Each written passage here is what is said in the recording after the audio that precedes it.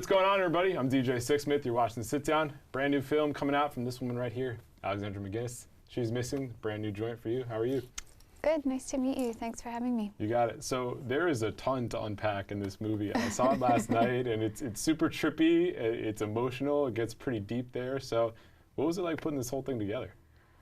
It took a while, and yeah, I mean, it has a lot of different elements. So it was, you know, it was exciting to make and exciting to put together in the edit, because I think that, you know, we have these great performances by Eiza Gonzalez and Lucy Fry and Josh Hartnett, and there's an amazing, like, original score by Dave Harrington. There's all these New Mexico vistas and this kind of trippy cactus drug stuff. So, yeah. That certainly plays a big role in this movie. Mm-hmm. What was the toughest part of the story to tell here?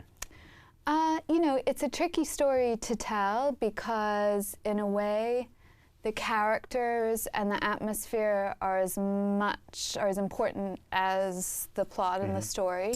So it was tricky at times to see what we're going to give the weight to or which character we would.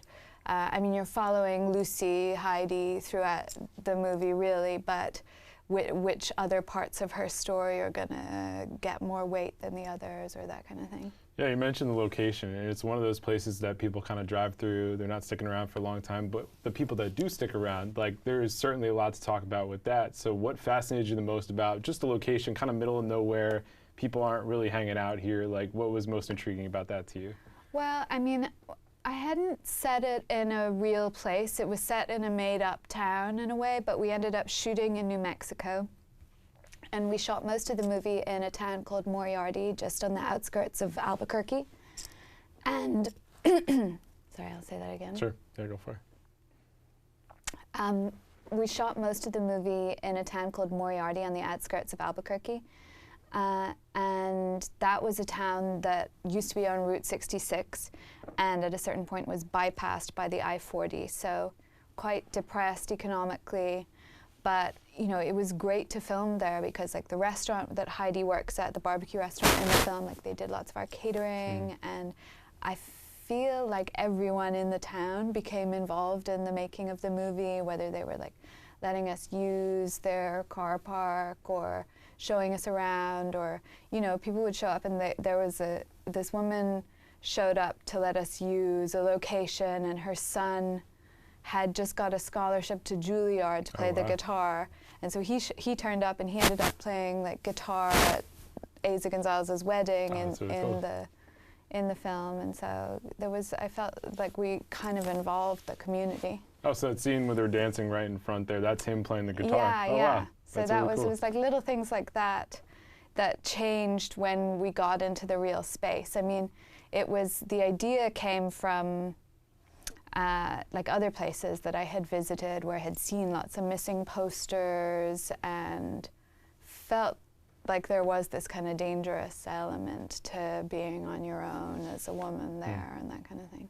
And there kind of is that theme throughout the entire movie. Like, it doesn't matter if it's Heidi at the diner, if she's going out with friends, like, it kind of pulsates throughout. So how did you make sure that was a constant throughout the film?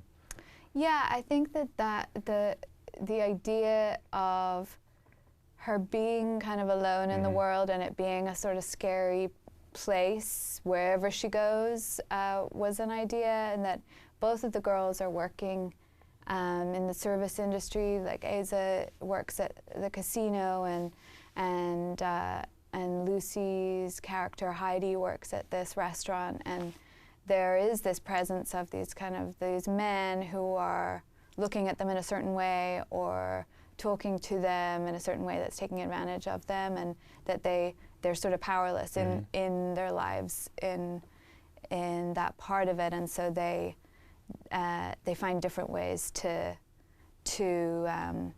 gain their own power throughout the movie. I thought you really hit on just the disconnect between men and women, because Heidi's character is so naive, thinking the best intentions of the older man who comes into her life, and obviously it's a much different situation for him. So what was it like playing with that idea just between a couple different characters there? Yeah, I mean, at a certain point, Lucy Fry's character, Heidi, embarks on a relationship with Christian Camargo's character, who's a kind of older ICE agent in the movie. And I think, you know, she's innocent, but maybe not so naive. Right. She expects the best in him, but in a way she's kind of blocking out what she already knows about him, like that he's married and that he maybe doesn't have the best intentions. But I think they do still have a moment where they both find something in that relationship that that is important and that they need at that time. Yeah, I think that's a good way to put it. How about this friendship between these two women? Because it kind of has a few different layers to it, where it's like one person probably values it a little bit more, but then there's a situation that comes up where Heidi has to go and find her friend. So what was most important in terms of hitting on that friendship and that relationship? Their friendship was one of the main things I was interested in making this film, like making a film about kind of uneven, unusual female friendship that I don't think you see in a lot of movies. I mean, you do see it in movies and things like My Summer of Love, although that kind of bends more towards a romantic relationship. But where they have this kind of power struggle, but they need each other, and there is this kind of loneliness in the town that they are, and so I wanted to examine this relationship and to always have it be changing, and one person is kind of leading it at a different point in each part of the film. I gotcha. So throughout there's kind of a foreshadowing of what's to come at the end based on a certain scene you keep showing over and over again. What went into that decision? Like, how does your style kind of come out in that part of the movie there? Yeah, I mean, Heidi has dreams throughout the movie, and in a way they are forecasting or warning her of what's to come. And that was the idea that, you know, the more that Heidi searches for Jane, the closer she gets to her own destiny. And there are characters and dreams that are kind of leading her in one direction or another. But I suppose the movie is working with an idea that she's always going to end up in the same way, you know, if she's going to keep looking for her, like a kind of classic kind of drama. She can't change anything if she keeps going that way. So we had Lucy here a couple months back for Godfather in Harlem, and she's just a fantastic actor. So what was it like working with her, and also kind of seeing her really go into that emotional depth? I mean, Lucy is the loveliest.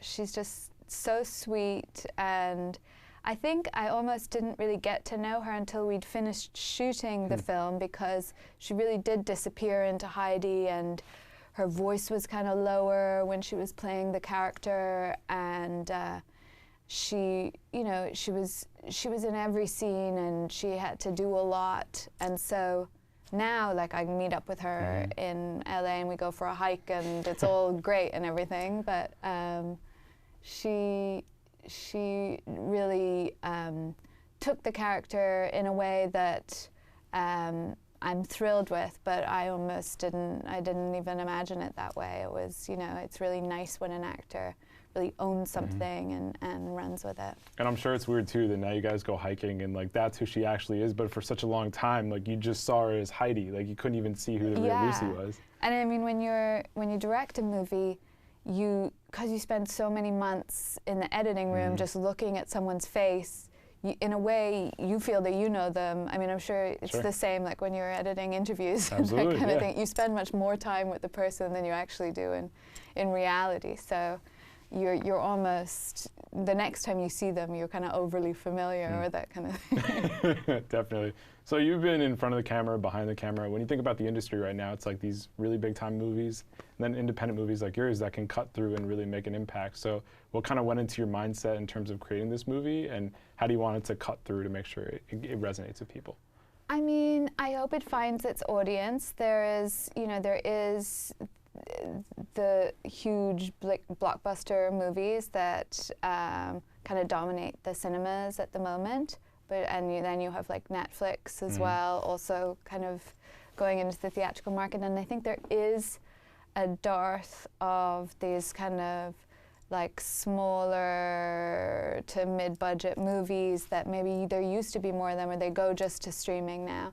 And they find an audience there, which is great. So yeah, I mean, I hope that people see it when it's in the cinema for the next couple weeks and streaming, and I hope it finds some people who it really speaks to. There are a few high anxiety moments throughout the movie, like especially once Heidi takes this drug and kind of goes out, and it almost, like the way I describe it, has like a 2019 Manson kind of vibe to it in a sense. What were you going for with that group of people who were just kind of out in the middle of nowhere doing their own thing?